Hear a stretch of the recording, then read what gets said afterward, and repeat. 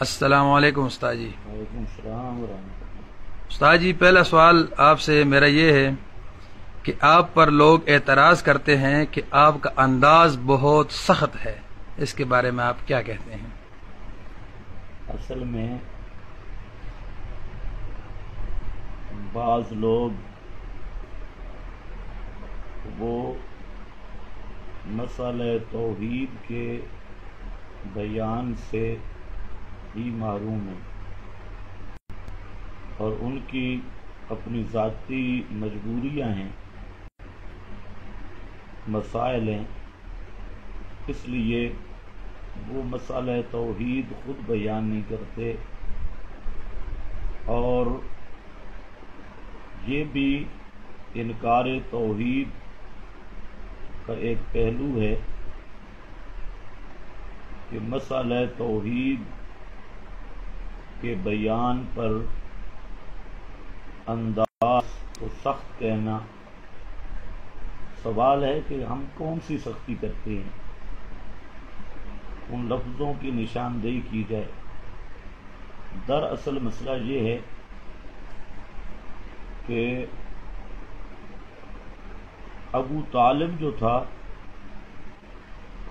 وہ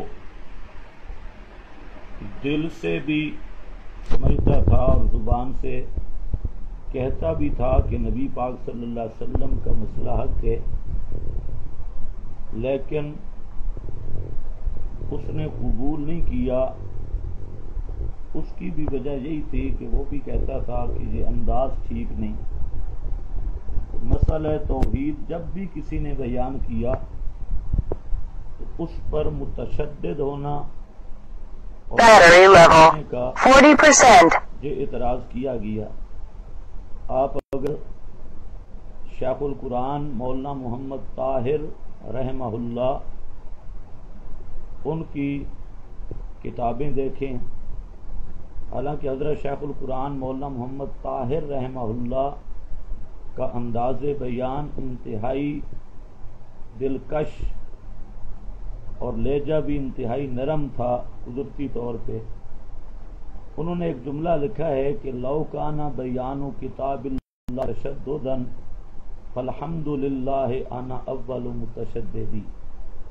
تو ہمارے جو حضرات یہ اعتراض کرتے ہیں کہ انداز سخت ہے، اس پر میں دو باتیں عرض کروں گا۔ ایک بات تو یہ ہے کہ اس سختی کی تعریف کی جائے۔ آج تک مجھے سمجھ نہیں آئی کہ دہشت گردی کا مفہوم کیا ہے اور اس سختی کا مفہوم کیا ہے۔ انہیں چاہیے کہ وہ سختی کا مفہوم متعین کریں، اور پھر میرے کسی بیان میں کتاب و سنت سے ہٹ کر اگر کوئی سخت جملہ ہے، بشرطے کہ وہ کتاب و سنت میں موجود نہ ہو، تو ہماری اصلاح کریں۔ ہم تو الحمدللہ اپنی اصلاح چاہتے ہیں، تو کوئی اگر ہماری اصلاح کرے ہم خوش ہوتے ہیں۔ دوسری بات یہ ہے کہ انداز کی سختی کا اعتراض صرف وہی کرتے ہیں جن کو مسئلہ توحید کی سمجھ ہی نہیں ہے، اور یہی اعتراض مشرکین عرب نبی کریم صلی اللہ علیہ وسلم پر بھی کرتے تھے۔ آپ تفسیریں دیکھیں، ان کا سب سے بڑا اعتراض یہی تھا کہ یہ ہمارے بزرگوں کو کافر کہتا ہے، یکفر آباءنا، اور اس نے ہماری برادریوں میں توڑ پیدا کر دیے، اور وہ بھی ودوا لو تدہن فیدہنون۔ اللہ تعالیٰ نے خود فرمایا ہے تو وہ چاہتے ہیں تھوڑے نرم ہو جائیں، وہ تو نرمی کے لیے تیار ہیں۔ تو بہرحال میں نے گزارش یہ کی ہے کہ ہمارے بیان میں وہ کون سی سختی ہے، اس سختی کی نشاندہی کی جائے۔ اور نمبر دو یہ ہے کہ جو یہ اعتراض کرنے والے ہیں ان کا اپنا بیک گراؤنڈ چیک کیا جائے کہ یہ کس حد تک مسئلہ توحید بیان کرتے ہیں۔ تو مسئلہ توحید یہ جس کو سمجھ نہیں آئی اس کے لیے تو بڑا سخت ہے، اور جس کو مسئلہ توحید سمجھ آ گئی اور ماننے کی توفیق ہو گئی، اس سے اس انسان کے لیے اس مسئلہ سے میٹھا پیارا مسئلہ اور کوئی نہیں ہے. تو اصل میں تکلیف توحید سے ہے اور اعتراض انداز پہ ہے. اچھا، دوسرا سوال یہ ہے جی کہ کچھ وحیاتی حضرات کہتے ہیں کہ آپ اپنے بیانوں اور تقریروں میں گالیاں دیتے ہیں، اس کی آپ کیا جواب دیں گے؟ سب سے پہلی بات یہ ہے کہ میرے بیان ویڈیوز بھی موجود ہیں، آڈیو بھی موجود ہیں. الحمدللہ آج تک کسی بیان میں گالی نہیں ہوگی. اور یہ بات ہے کہ چور بھی کہے چور چور. میں آپ کو ان کے بیان دے دیتا ہوں جس میں غلیظ اور گندی گالیاں آپ کو ملیں گی، لیکن ہمارے بیانوں میں بلکہ میں ایک آپ کو اصولاً ایک بات کر رہا ہوں بطور اصول کے کہ میرے کسی بیان میں بھی کوئی انشاءاللہ آپ گالی کی نشاندہی نہیں کر سکتے. البتہ یہ ہے کہ جتنی باتیں قرآن و حدیث میں آ چکی ہیں تو ان کے بیان کو اگر کوئی گالیاں قرار دے تو اس کا دماغی توازن ٹھیک نہیں. مثلا جو علماء سو ہیں ان کے لیے قرآن نے کمثل الحمار بھی کہا، گدھے کی طرح ہے، اور بدعتی محرف مولوی کو قرآن نے مثلہ کمثل الکلب بھی کہا کہ اس کی مثال کتے جیسی ہے. اور حضرت ابو بکر صدیق رضی اللہ تعالی عنہ نے عروہ ابن مسعود کو حدیبیہ کے مقام پہ ایک جملہ کہا تھا، امسس بزر اللات، کہ تو جا. اب بزر کا معنی میں نہیں کرتا، علماء جانتے ہیں کہ جا اور لات بت کی فرجی چاٹ. تو میں عرض یہ کر رہا ہوں کہ پہلے تو گالیاں یہ کس کو کہتی ہیں؟ ہمارے بیان میں کتاب و سنت سے ہٹ کر کوئی ایسا جملہ آپ کو نہیں مل سکتا.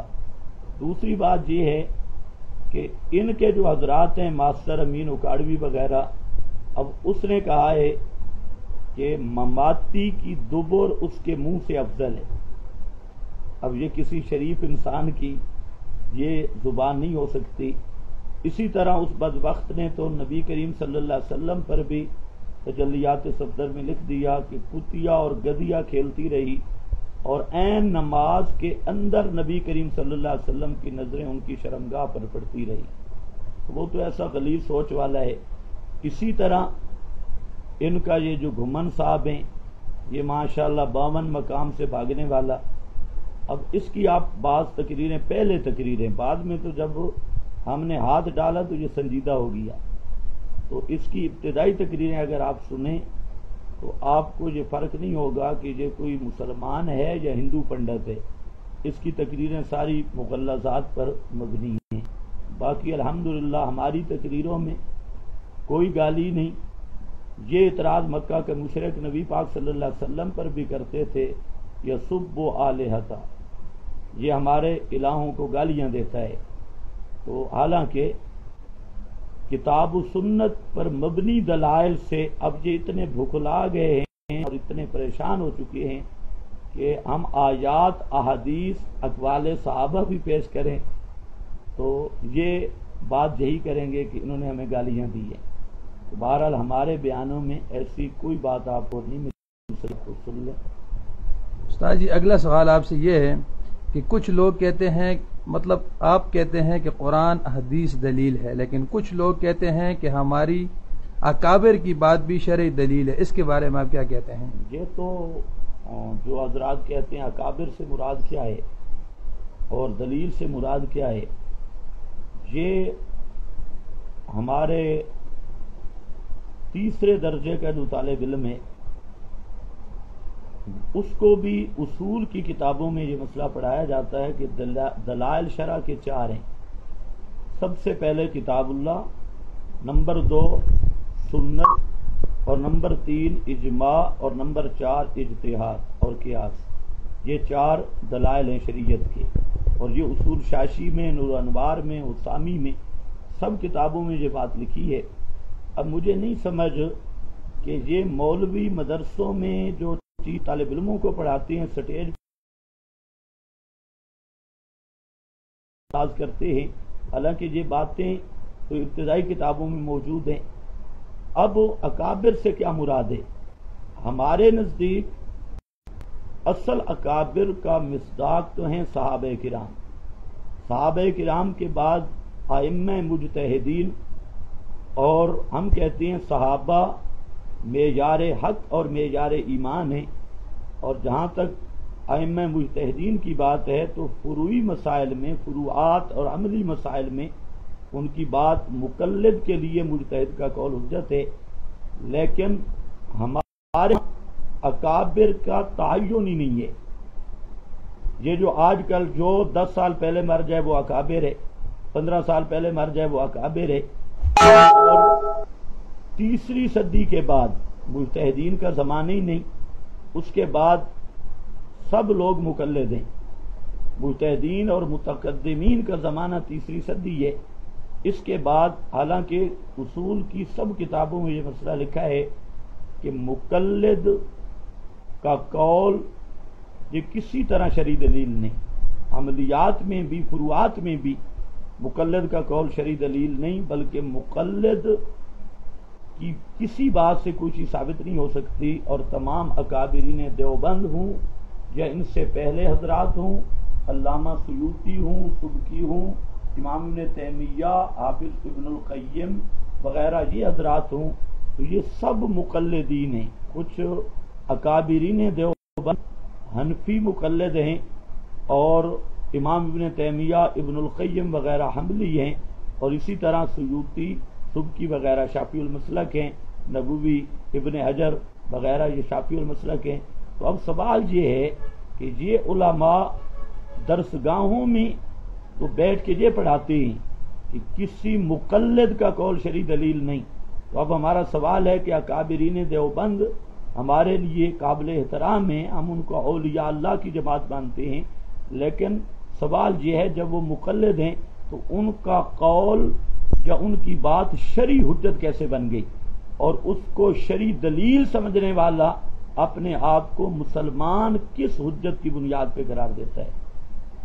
اچھا استاد جی، اگلا سوال یہ ہے کہ کچھ لوگ آپ کو حیات کے منکر کہتے ہیں، حالانکہ آپ کے تو نام میں بھی حیات ہے۔ بس یہ سمجھے کہ یہ ان کی بے حیائی کی انتہا ہے۔ حیات النبی یا حیات شہداء اور حیات الانبیاء کے انکار کو وہ لوگ بدعت کہتے ہیں، ہم حیات النبی، حیات الانبیاء، حیات الشہداء وغیرہ کے مطلقاً انکار کو کفر کہتے ہیں۔ جو حیات النبی، حیات الانبیاء برزخیہ کا منکر ہے، ہم تو اسے مسلمان ہی نہیں سمجھتے۔ اب انہوں نے اصل میں حضرت قاضی شمس الدین صاحب رحمہ اللہ ایک بات بتاتے، وہ کہتے کہ ملتان کے کچھ نٹ تھے، تو انہوں نے دھوکہ کیا، ایک گھر میں داخل ہوئے خیر مانگنے کے لیے، تو اس گھر میں جا کر انہوں نے دیکھا ایک عورت ہے اور اس پہ سونے کے زیورات ہیں اور اس پہ بڑا مال ہے، تو انہوں نے اس کو پکڑ لیا اور کچھ اس کے آگے ناچنا شروع ہو گئے، کچھ پیچھے ناچنا شروع ہو گئے، اور اس کو پکڑ کر انہوں نے اس کو اونٹنی پہ بٹھا لیا۔ اب وہ بیچاری شور کرتی، لوگ یہ مجھے پکڑ کے لے جا رہے ہیں، مجھے لوٹ رہے ہیں، مجھے یہ کر رہے ہیں، اور یہ آگے سے بھی ناچتے، پیچھے سے بھی ناچ ڈانس کرتے اور کہتے چل لو بڑھیے چل، چل لو بڑھیے چل۔ لوگ سمجھتے کہ شاید یہ ان کا کوئی تماشا اور ڈرامہ ہے۔ تو بات یہی ہے کہ ان کے بزرگوں کو بھی شرم نہیں آئی، بڑے بڑے شیخ الحدیث اور سفید ریش، وہ بیٹھ کر اپنے طالب علموں کو صرف یہ بتاتے ہیں کہ یہ جی مماتی ہے، یہ حیات النبی کو نہیں مانتے، حیات شہداء کو نہیں مانتے، حالانکہ یہ اتنا بڑا جھوٹ ہے کہ شیطان بھی ان کے جھوٹ سے شرم محسوس کرتا ہوگا۔ ہمارے کس بزرگ نے حیات النبی کا انکار کیا یا حیات الانبیاء کا؟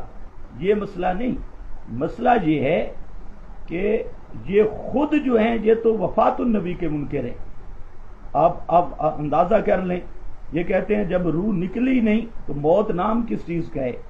مولانا سرفراز صاحب نے بھی لکھا، دوسرے حضرات کے ماسٹر نے بھی لکھا کہ موت نام ہی روح کے نکلنے کا ہے اور روح کی جدائی کا ہے۔ جب یہ لوگ موت کی صورت میں ارواح کے نکلنے کے قائل ہی نہیں، یہ موت کے کیسے قائل بن گئے؟ ان کا موت پر ایمان اسی طرح ہے جیسے مرزا قادیانی کا ختم نبوت پہ ہے. وہ اب ختم نبوت کا جو معنی کرتا ہے اپنی طرف سے تعریف کر کے، انہوں نے موت میں وہی تعریف کی کہ انبیاء کی ارواح ابدان سے نکلتی نہیں ہیں، اندر اندر ہی سکڑ جاتی ہیں. اور یہ علامہ ان کا ڈاکٹر خالد محمود ہے، وہ کہتے ہیں روح نکلتی بھی ہے نہیں بھی نکلتی. خطبات خالد میں آپ دیکھ لیں. تو بہرحال اصل جو مسئلہ تھا وہ موت النبی اور وفات النبی کا تھا. انہوں نے یہ ڈرامہ کیا، اور یہ خود میرا دعویٰ ہے کہ یہ موت النبی کے منکر ہیں، وفات النبی کے منکر ہیں. اوپر سے کہتے ہیں ہم موت مان لیتے ہیں، وفات مان لیتے ہیں، اور حقیقت موت کے منکر ہیں.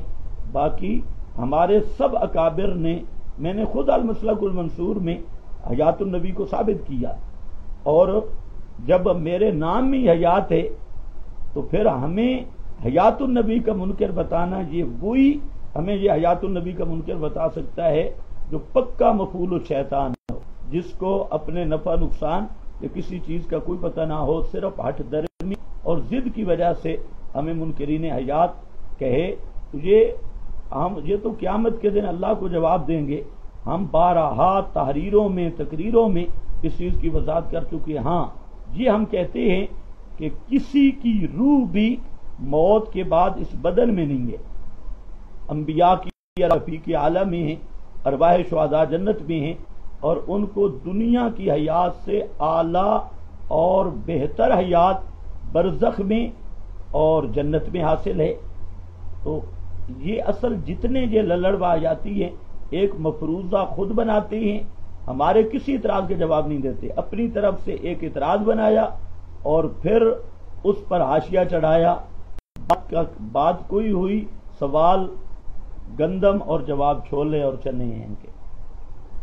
استاد جی آپ سے ایک سوال اور ہے، کیا عقیدہ سما کا عقیدہ کیا یہ شرک ہے کہ نہیں؟ دیکھیں یہاں دو باتیں، ایک تو ہے موت کے، پہلی بات یہ سمجھیں کہ ما فوق الاسباب، جیسے جاننا اللہ تعالیٰ کی صفت مختصہ ہے اور بغیر اسباب کے تصرف کرنا اللہ تعالیٰ کی صفت مختصہ ہے، اسی طرح بغیر اسباب کے سننا یہ بھی اللہ تعالیٰ کی صفت مختصہ ہے، اللہ تعالیٰ کی خاص صفت ہے. پہلی بات یہ ہے. دوسری بات یہ سمجھیں کہ موت کے بعد سننا، اس کو غور کرنا ہے کہ یہ تحت الاسباب ہے یا فوق الاسباب. تو اس کے لیے مولانا سلیم اللہ خان صاحب، جن کو انہوں نے امام المحدثین بنایا ہوا ہے، حالانکہ مولانا سلیم اللہ خان کا بھی وہ رسالہ آیا جس میں نثار الحسینی ہے حضروں کا، ہم اسے کہتے ہیں حمار الحسینی. وہ نثار الحسینی یہ خلیفہ تھا مولانا سلیم اللہ خان کے، انہوں نے خلافت سلب کر لی، اور وہ رسالہ جہاں موجود ہے وہ ماہنامہ الصفدر، اس میں جو مولانا سلیم اللہ خان نے خلافت سلب کرنے کی وجوہات لکھی ہے. خلافت دینے کا معیار بھی دیکھیں. سلیم اللہ خان صاحب کہتے ہیں ہم نے خلافت اس لیے دی کہ یہ مماتیوں کے خلاف اچھا کام کرتا تھا، یعنی مماتیوں پر ہر قسم کا الزام لگاتا تھا. اب سلب کیوں کی؟ اس کی وجوہات میں ایک وجہ لکھی کہ یہ حضرت معاویہ کو خلیفہ راشد سمجھتا ہے، اور یہ وجہ ہے ان کے خلافت کے سلب کرنے کی.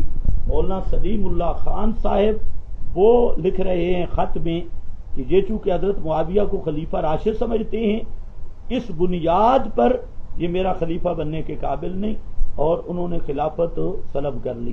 تو بہرحال ان کی مشکات کی شرح ہے نفات التنقی، انہوں نے خود لکھا ہے کہ موت کے بعد سننا ما فوق الاسباب ہے. اسی طرح یہ خیر المدارس سے چھپی ہے، اس کے اندر لکھا ہے موت کے بعد سننا ما فوق الاسباب ہے. یہی بات نووی نے اور ابن قدامہ نے لکھی کہ مرنے کے بعد سننا ما فوق الاسباب ہے. تو اب ذرا یہ بات کچھ مدرسین حضرات کو بھی سمجھ نہیں آتی. اب مرنے کے بعد اگر میت میں عادتاً قائل ہوگا وہ ما فوق الاسباب سننے والی صفت میت میں مان کے وہ مشرک ہے، جیسے دور سے ما فوق الاسباب سننے والی صفت اللہ تعالی مخلوق کے لیے نہیں مانی جا سکتی. اگر کوئی دور سے ما فوق الاسباب سما کا قائل ہو وہ بھی مشرک ہے.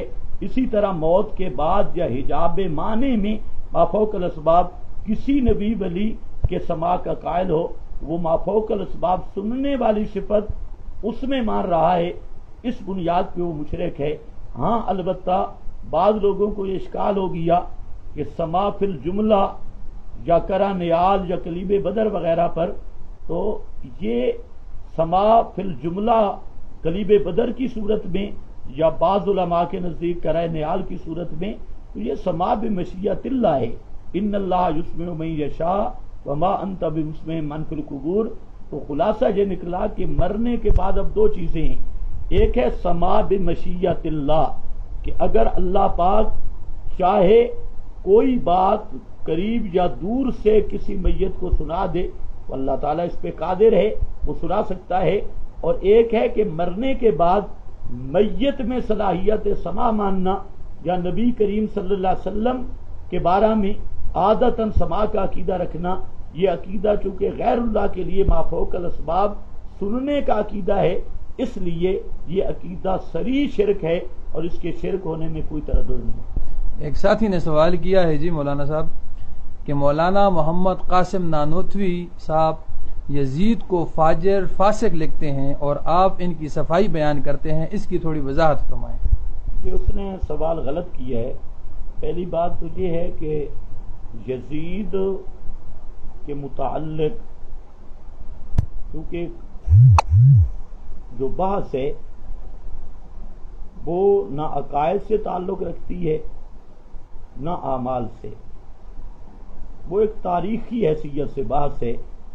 اس میں بعض علماء یزید کے سخت خلاف ہیں اور ان میں اکابرین دیوبند بھی بہت سارے ہیں, اور بعض علماء کا یہ خیال ہے کہ یزید پر جو الزامات لگائے جاتے ہیں ان میں وہ آتے نہیں تھی. بہرحال ہم اس چیز کے ہمیں کیا ضرورت ہے اپنا وقت ضائع کرنے کی, یزید اللہ کے ہاں پہنچ چکا ہے. اتنی ہم بات کرتے ہیں کہ اگر کوئی یزید پر اپنی طرف سے الزام لگائے گا جو عیب اس میں نہیں وہ خود اپنی سزا بھگتے گا, اور اگر کوئی اس کے اندر عیب تھے تو وہ اللہ کے یہاں پہنچ چکا ہے. لا تسبوا الاموات, نبی کریم صلی اللہ علیہ وسلم نے فرمایا لا تسبوا الاموات کہ اموات جو دنیا سے چلے گئے ان کو برا بھلا نہ کہو. ایمان والے مسلمان تو یزید کے مسلمان ہونے پر تو کسی کو تردد نہیں, البتہ اس کے کردار کے بارے میں دو رائے ہیں, اور ہم سمجھتے ہیں کہ یہ بحث ایسی بات نہیں ہے جس میں اپنا وقت ضائع کیا جائے. وہ اللہ تعالیٰ کے ہاں پہنچ چکے ہیں. اتنی بات میں کہوں گا کہ آج کے یہ رضا خانی مولوی اور واہیاتی للڑ مولوی اور یہ جو مسئلہ توحید کے چور مولوی ہیں ان سے یزید ہزاروں درجے بہتر تھا. یہ جو آج کے واہیاتی بریلر اور مودودیے اور یہ رافضی شیعہ تو ان سے یزید ہزار بھی میں نے ویسے کہہ دیا لاکھ درجے بہتر تھا. وہ بدعتی بھی نہیں تھا اور مشرک بھی نہیں تھا. یہ کرتے بدعت ہیں کرتے شرک ہیں. حضرت شیخ القرآن کا ایک جملہ ہے, فرماتے تھے کہ زانی تم ہو شرابی تم ہو, مولویوں کو کہتے تھے, اور گالیاں یزید کو دیتے ہو. تو ان مولویوں سے علماء سو سے یزید لاکھ درجے بہتر تھا. اچھا, ایک سوال یہ ہے کہ یہ وہ حیاتی حضرات ہر جگہ یہ چرچا کرتے ہیں کہ ہم مولانا خضر صاحب اور ان کے جو ساتھی ہیں ہم ان کو ہر جگہ چیلنج دیتے ہیں اور یہ ہم سے بھاگ جاتے ہیں. آپ اس کے بارے میں کیا کہتے ہیں کہ آپ ان کو چیلنج دیتے ہیں یا وہ آپ کو چیلنج دیتے ہیں؟ اصل مسئلہ کیا ہے کہ عوام کو سمجھ آ جائے اس بات. یہ تو پوری دنیا جانتی ہے. اب یہ جو الیاس نے یہ 52 مقام سے بھاگے اور آپ کے پشاور کا واقعہ آپ لوگوں کے سامنے ہے, اور وہاں پر میں نے کھلے لفظوں میں یہ کہہ دیا تھا کہ جب تک گھمن کی زندگی ہے میری زندگی ہے, جب چاہے گھمن تو ہم گفتگو کرنے کے لیے تیار ہیں, اور ہم اب بھی اپنی بات پہ قائم ہیں. آپ اس کو تیار کر لیں, کسی ساتھی کو کہیں گھمن کو آج تیار کر لے, میں آج بھی گھمن کے ساتھ گفتگو کرنے کے لیے تیار ہوں کہ آج بھی آپ کا ان کے لیے کھلا چیلنج ہے. اچھا, اب بات یہ ہے ان کا ایک پرانا طریقہ ہے, یہ بڑوں کو بچاتے ہیں اور چھوٹے چھوٹے چوہوں کو سوراخوں سے نکالتے ہیں, چھوٹے چھوٹے بلیاں چوہے. اب انہوں نے کیا، میں نے 10 علماء کے باقاعدہ نام لکھ کر دیے، پمفلٹ موجود ہے اور فیس بک پر بھی انٹرنیٹ پہ بھی دیا، 10 علماء کے ان کے نام دیے، اور میں نے ان کو کہا کہ ان 10 علماء میں سے 10 کے 10 یا 10 میں سے 1-2 جو آپ کی مرضی ہے، آپ اس کا نام منتخب کریں، اس کو مناظرے کے لیے تیار کریں، اس کے بعد جو آپ مجھ سے اسٹام لکھوانا چاہیں میں لکھ دوں گا، مکان اور جگہ میں دوں گا، ان علماء کا کرایہ بھی میں دوں گا، ان کے نسوار اور حکے تک کا خرچہ میں کروں گا، اور ان کی مہمان نوازی بھی کروں گا۔ ہفتہ مناظرہ کرنا چاہتے ہو، مہینہ مناظرہ کرنا چاہتے ہو، سب چیزوں کا میں ذمہ دار ہوں۔ مثلا آج بھی میں وہی بات کہتا ہوں۔ اب انہوں نے کیا کیا، یہ چھوٹے چھوٹے چبل آدمی جو مدرسے میں گئے ہی نہیں، اور ان کی اگر میں آپ کو داستانیں سناؤں، کوئی ڈیرے کا، کوئی جناب یہ اس میلسی کا، یہ چند بالکل ان پڑھ اور جاہل قسم کے لوگ، ان کو لگایا انہوں نے کہ صرف مولوی خضر کو گالیاں دو اور اپنی روٹی کماؤ، روزی کماؤ۔ تو مجھے گالیاں دے کر میں اس پر خوش ہوں کہ مجھے گالیاں دے کر اور میرے بارے میں جھوٹ بول کر بہت سارے لوگوں کی روزی کھلی ہوئی ہے ماشاءاللہ، اور ان کو روٹی مل رہی ہے، اور وہ سارے ہر روز جھوٹ موٹ بنائیں گے، ہم نے جو چیلنج کیا، یہ کیا، وہ ان کے لیے تو پورا روزگار ہے، اس طرح سمجھو کہ ان کی نوکری ہے اور انہیں رزق مل رہا ہے، ملازمت لگی ہوئی ہے۔ تو اس وقت مسئلہ یہ ہے کہ اس گروہ للڑ و حیاتیوں میں سب سے بڑا کمال اور سب سے بڑا تقوی ہے مولوی خضر کو گالیاں دینا۔ جو مولوی ان کا 4 گالیاں نکال دے گا، ساتھ لکھ دیں گے مناظر اصلاح، حضرت فلاں، صاحب دادا فلاں۔ آج بھی میں کہتا ہوں، دیکھیں نا کہ ہم اصول کی بات کرتے ہیں۔ میں حضرت نعمانی صاحب رحمہ اللہ سے پڑھا، میرے متعلق امیر جماعت شیخ القرآن امام بابا حضرت مولانا محمد طیب طاہری دامت فیوضہم نے اپنے رسالے اور پیڈ پر لکھ کے دیا کہ ان کی فتح شکست پوری جماعت۔ اب یہ چھوٹے چھوٹے بچوں کے ساتھ ہم نے الحمدللہ ان کا انتظام بھی کر لیا۔ 700 کے قریب میرے شاگرد ہیں جو ہر ایک پکا مناظر ہے، جو بھی گمن کا شاگرد یا ان چھوٹے چھوٹے چوہا کوئی بھی بل سے نکلے تو وہ ان کا کچومر نکالنے کے لیے بالکل تیار ہے، لیکن ہیں یہ ایسے چبل کہ یہ کبھی ان کے لیے گفتگو کے لیے کبھی تیار نہیں ہوں گے۔ اب مسئلہ یہ ہے کہ میں آپ کو کہتا ہوں گمن تیار ہو جائے ماشاءاللہ بہت اچھی بات ہے، اگر گمن تیار نہیں ہوتا تو انور اکاڑوی ہے، اکاڑوی کی سیٹ پہ بیٹھا ہے، اور آپ کو پتہ ہے کہ ہم حضرت نعمانی صاحب کی وہ علمی وراثت ہمارے پاس ہے اللہ کے فضل سے، اور اکاڑوی کا وہ دعوے دار ہے کہ میرے پاس ہے علوم اکاڑوی، تو انور اکاڑوی آ جائے کل آئے تو میں الحمدللہ تیار ہوں۔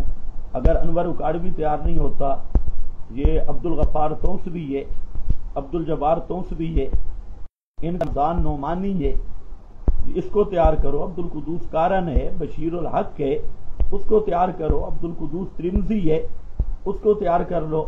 ان کا کوئی ذمہ دار عالم ہو، مناظر، اور جس پر ان سب کو اعتماد ہو۔ اب جہاں تک گمن کا مسئلہ ہے تو گمن کو جماعت نے فارغ کر دیا، یہ آپ کے علم میں ہوگا کہ جماعت نے اس کو بالکل سائڈ فارغ کیا۔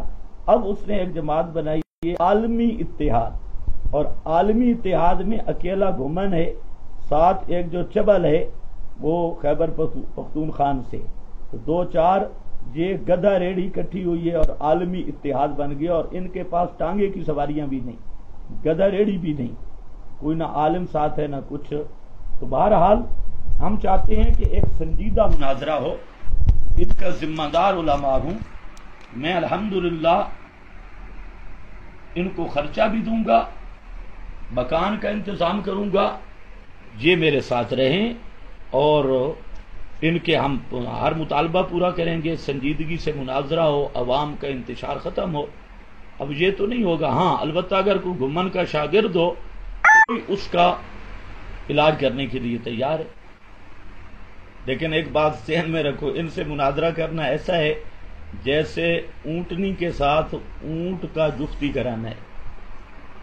یہ کبھی مناظرہ کے لیے تیار نہیں ہوں گے. ان کی پالیسی یہ ہے، گالیاں نکالو، چیلنج بازی کرو اور ساتھ جھوٹ بولنا شروع کر دو. فلانا مجھ سے بھاگ گیا، فلانا مجھ سے بھاگ گیا. اب آپ خود، میں آپ کو کھلی چھٹی دے رہا ہوں. جن کے میں نے نام لیے، گمن ہو، انور اکاڑوی ہو، عبد الغفار توسوی ہو، عبد الجبار توسوی ہو، عبد القدوس ترمذی ہو، عبد القدوس کارن ہو، بشیر الحق ہو، ان کا رمضان نعمانی ہو، اور اس طرح کا ان کا منیر احمد منور ہو، وہ آئے تو کوئی ایک ان کا سنجیدہ آدمی تیار ہو جائے. اللہ کے فضل سے ہم اس کا سارا خرچہ اور اس کی فیسیں، اس کا کھانا پینا، سارا ذمہ داری میری ہے، اور مناظرہ انشاءاللہ فیصلہ کن ہو جائے گا، جس سے عوام کو دودھ پانی واضح ہو جائے گا. استاد جی، ایک ساتھی نے سوال پوچھا ہے عذاب قبر کے بارے میں. اشاعت کی موقف کی آپ وضاحت کریں کہ صرف روح کو عذاب ہوتا ہے یا روح مال جسد کو، جہز العصری دونوں کو ہوتا ہے؟ اس کے بارے میں آپ کوئی وضاحت کریں. اس کے سوال میں دو شکیاں آ گئی. ایک ہے عذاب القبر، ایک ہے اس کی کیفیت اور اس کی تفصیل، دونوں کا فرق ہے. عقیدہ کا جو مسئلہ ہے وہ ہے نفس عذاب قبر. اہل سنت والجماعت اس بات پہ متفق ہیں کہ عذاب القبر حق، اور یہی عقیدہ ہے اشاعت التوحید و سنہ کا. عذاب القبر حق. بعض علماء نے کہہ دیا کہ جو عذاب و ثواب قبر کا منکر ہے وہ اہل بدعت اور اہل ضلالت ہے، جبکہ ہمیں اس بات میں شرح صدر ہے کہ جو عذاب و ثواب قبر کا مطلقاً منکر ہے وہ مسلمان ہی نہیں ہے. ماشاءاللہ. تو یہاں باتیں دو ہیں، ایک ہے نفس عذاب و ثواب قبر، یہ عقیدے کا مسئلہ ہے. ایک ہے عذاب و ثواب قبر کی کیفیات. یہ کیفیات متشابہات سے، اور جو کیفیت متشابہات سے اس کی ظنی تعبیر ہو، اس کے لیے دو ضابطے ذہن میں رکھ لیں. ایک بات تو یہ ہے کہ اس کی قطعی تفسیر ناممکن ہے، اس کی جو تعبیر بھی ہوگی ظنی ہوگی. اور نمبر دو یہ ہے کہ متشابہ کی ایسی تفسیر جو محکم سے ٹکرا جائے. Battery is low. Please connect charger. ما تشابہ منہ، یہ وہی آدمی کر سکتا ہے کہ جس کے دل میں بدعت کے جراثیم اور گمراہی کے جراثیم ہوں. محکم آیات نے تین باتیں کلیئر کی. نمبر ایک کہ موت کا مفہوم واضح یہی ہے، ہر ایک کے لیے روح کا جسم سے بالکلیہ جدائی، یہ چیز محکم ہے. نمبر دو یہ قیامت تک عادت اور قانون یہی ہے کہ کسی کی روح کا مستقل یہ بدن نہیں. اور نمبر تین، مرنے والا عادتاً اہل دنیا کا کلام نہیں سن سکتا. یہ تین چیزیں محکمات میں سے ہیں.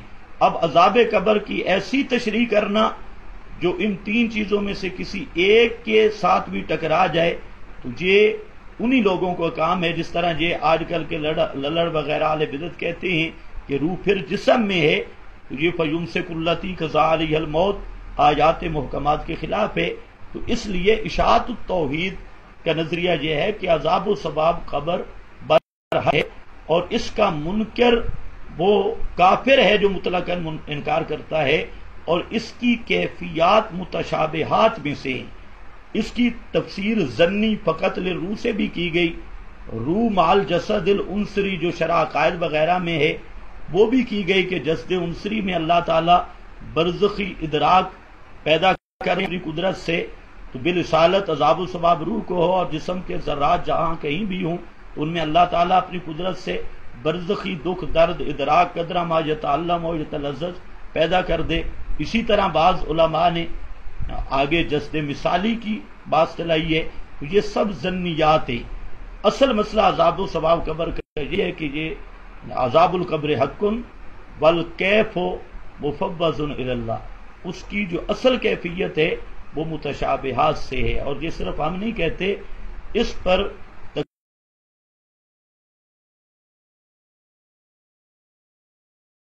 کتابوں میں ہی ہے۔ اچھا استاد جی، اگر اس موضوع پہ جس طرح آج ہمارا آپ سے کچھ سوال جواب ہوئے ہیں اور اس بارے میں بہت مفید معلومات عوام تک بھی پہنچی اور ہم تک بھی پہنچی اور ہمارے مخالفین تک بھی پہنچیں گی، اس سلسلے میں اگر آپ کوئی سلسلہ ایسا شروع کریں سوال جواب کا کہ لوگ بھی آپ سے پوچھیں اور آپ ان کو جواب بھی دیں۔ کئی لوگوں کے ذہنوں میں ایسے سوالات مولوی نے ڈالے ہوئے ہیں کہ ان کو پتہ ہی نہیں چلتا کہ اصل کیا ہے اور نقل کیا ہے۔ اگر آپ اس طرح کا کوئی سلسلہ شروع کریں تو اس سے عوام کو بہت فائدہ ہوگا۔ اس کے بارے میں اگر آپ کو تھوڑی سی وضاحت کر دیں اور ٹائم کے بارے میں۔ اور یہ انشاءاللہ میرے ذہن میں ہے، آپ دعا کریں، یہ تعمیر انشاءاللہ 1 مہینے میں کمپلیٹ ہو جائے گی۔ انشاءاللہ اس کے بعد ہم ایک مستقل سلسلہ جاری کریں گے، انشاءاللہ ہر مسئلہ پر مختصر لیکچر، اور پھر سوال و جواب کا بھی دن رکھیں گے۔ اس میں جو ساتھی جو سوال کرنا چاہے اس کو ہم اجازت دیں گے۔ بڑا اچھا ہمارا ویسے سلسلہ جمعہ کی تقریر کے بعد سوال و جواب کا سلسلہ قائم ہے۔ ہر جمعہ کے بعد، جہاں پر یہ پچھلی جمعہ پر ایک للڑ مولوی آیا، اس سے بھی 1.5 گھنٹہ اچھی گفتگو ہوئی۔ اسی طرح یہ سلسلہ ہمارا، کبھی کوئی بریلوی آ جاتا ہے، کبھی شیعوں کو ساتھی دعوت دیتے ہیں، اہل تشیع آتے ہیں، ہمارے بڑے اچھے ساتھی ہیں، وہ پورا ہفتہ لوگوں کو دعوت دیتے ہیں۔